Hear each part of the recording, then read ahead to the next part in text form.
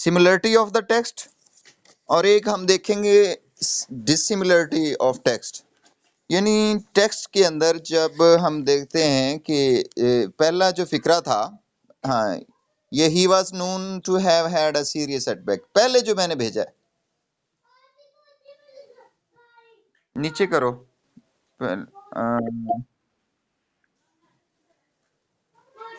یہ والا نیچے،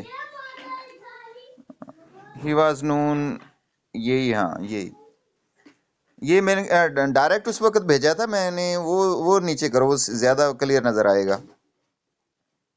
ہاں یہ والا، یہی نیچے والا، وہی پہلے جو، ہاں یہ والا، یہ، ہاں یہ ٹھیک ہے.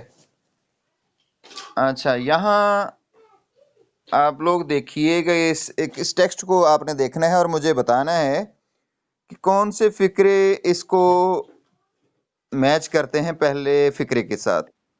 سملرٹی ہم نے دیکھنی ہے، اور اس کے اندر ساتھ ساتھ ہم نے ڈسملرٹی آف دا ٹیکسٹ بھی دیکھنی ہے. اس میں لائن شروع ہوتی ہے، وہ کہتا ہے کہ he was known to have had a serious setback in his health sometime in 1941, and it was probably the beginning of the sickness that ultimately claimed his life. اب یہ قائد اعظم محمد علی جناح کے اوپر جی علانہ نے لکھا ہے، یہ پیراگراف ہے، اور اس کے اندر آپ نے پہلا فقرہ دیکھنا ہے، اور اگلی جو سٹیٹمنٹس ہیں وہ اسی سے ملتی جلتی ہم نے دیکھنی ہے. کیا کہتا ہے وہ دیکھیں شاباش. وہ کہتا ہے کہ he was known to have had a serious setback, اسے پتا چل گیا تھا. ہاں ہاں. ہوں، نہیں یہی والا ہے، یہی والا. چلو ٹھیک. اچھا، he was known to have had a serious setback, اسے پتا چل گیا تھا کہ اسے سیریس سیٹ بیک ہو چکا ہے، یعنی کوئی خطرناک بیماری لگ چکی ہے. قائد اعظم کو پتا چل گیا تھا.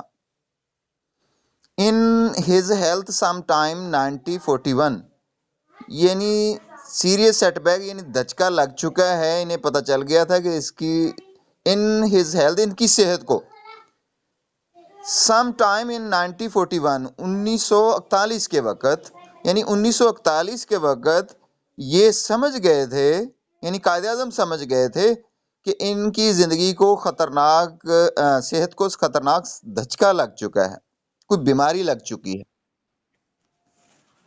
اچھا، یہ فقرہ بتا رہا ہے کہ انہیں اپنی بیماری کا پتہ چل گیا تھا. یہ 1941 کی بات ہے. اب دیکھیں کہ پھر کیا اس کے ساتھ یہ آپ نے جج کرنا ہے کہ یہ اگلی جو سٹیٹمنٹس ہیں وہ سملرٹی دکھاتی ہیں یا ڈسملرٹی دکھاتی ہیں، یا کس لحاظ سے اگلی باتیں اس کی اسی فقرے کے متعلق کرتا ہے. And it was probably the beginning of the sickness, اور یہ غالباً بیماری کا آغاز تھا اس وقت.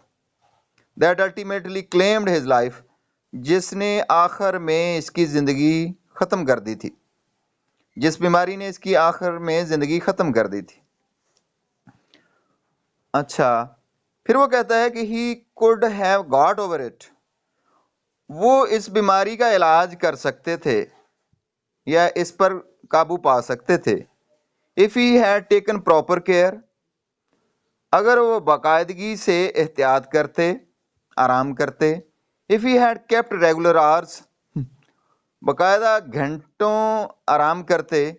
if he had given up exposing himself to wind and rain، یا اگر وہ اپنے آپ کو جانے سے ترک کر لیتے، ہواؤں میں اور بارشوں میں جانے سے،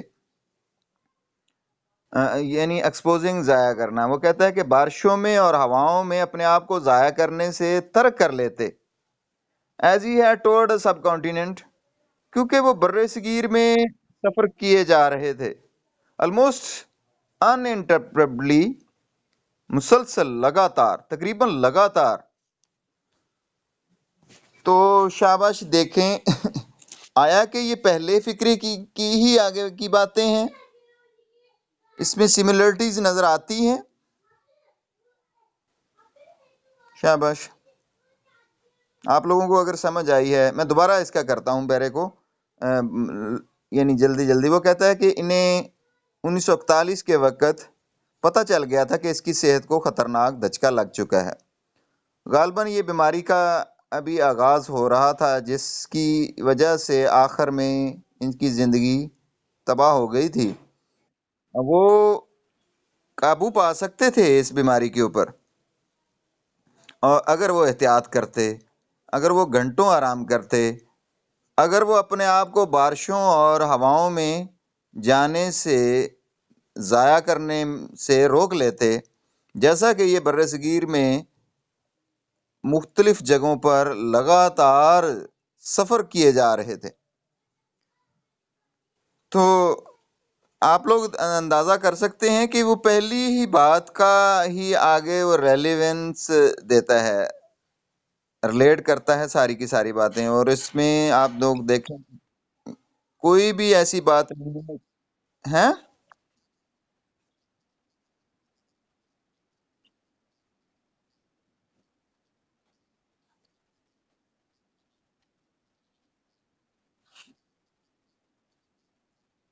شاباش، بالکل ٹھیک ہے۔ دیکھیں نا، آگے کی ساری چیزیں ایکسپلینیشن ہی ہیں، تو وہ ایکچوئل کیا ہے بیماری کی ہی تفصیلات آگے وہ ڈیٹیل سے آگے اس کو کھولتا ہے۔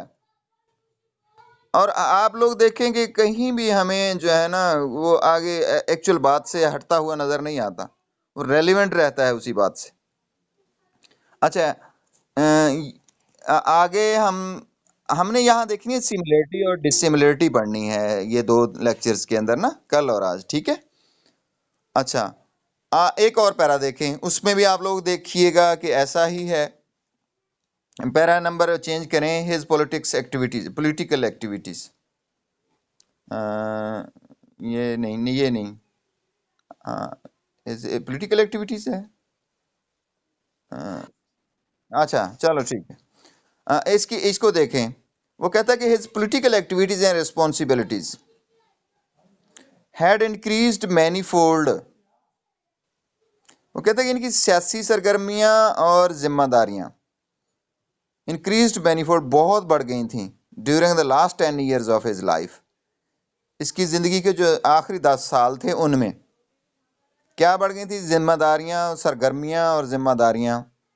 ذمہ داریاں کئی چیزوں کی ہو گئی تھیں، اور کام یعنی بڑھ گئے تھے، پولیٹیکل کام، اور ان کی جو ذمہ داریاں تھیں آخری 10 سالوں میں بہت زیادہ بڑھ چکی تھیں۔ یہ وہ بات کرتا ہے۔ اچھا، اب ہم نے دیکھنا ہے کہ آگے جو ہے وہ ریلیونس کیا دیتا ہے۔ اچھا، when he was already in the afternoon of his old age، جب یہ اپنے بڑھاپے کے ادھیڑ پن میں پہنچ گئے تھے، جب یہ ان کی عمر ادھیڑ پن میں جا چکی تھی۔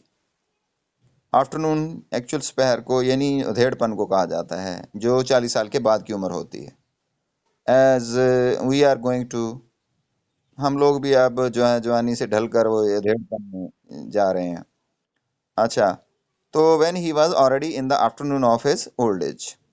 اچھا، یہ دیکھیں کہ اسی بات سے ہی ریلیونٹ ہے کہ کب یہ بڑی تھیں، وہ ادھیڑ پن کا کانسیپٹ دیتا ہے، ادھیڑ پن کی عمر کا کانسیپٹ دیتا ہے کہ اس وقت یہ بڑھ چکی تھیں۔ Despite the advice of his doctors he did not spare himself refusing to take rest or respite despite the advice of his doctors۔ اپنے ڈاکٹرز کی نصیحت کے باوجود he did not